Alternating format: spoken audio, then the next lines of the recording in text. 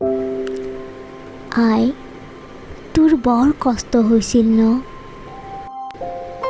যেতিয়া পৰাধীনতাৰ শিকলিয়ে বান্ধিছিল আৰু তোৰ সন্তানক বিদেশীয়ে নিৰ্দয়ভাৱে অত্যাচাৰ কৰিছিল।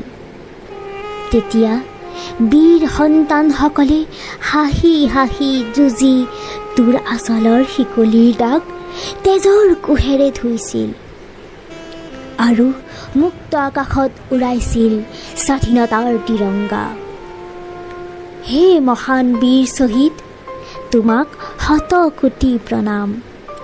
তোমাৰ দৰে বীৰ সন্তানৰ বাবে আজি মুক্ত গৌৰৱান্বিত আই আৰু ধন্য আমিবোৰ।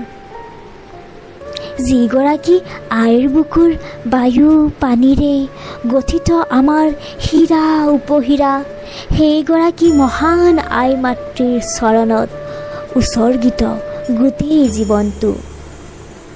সকলোকে একতাৰ দোলেৰে বান্ধি ৰখা বন্দে মাতৰম গীতেৰে যেতিয়া মুখৰিত হয় আকাশ বতাহ, তেজে তেজে যেন স্ৰোত বয় এক অবুজ অনুভূতিৰ। ভৰি পৰে হৃদয়ৰ প্ৰতিটো কোণ আই মাতৃৰ বাবে অপূৰ্ব ভক্তি ভৰা শ্ৰদ্ধাৰে।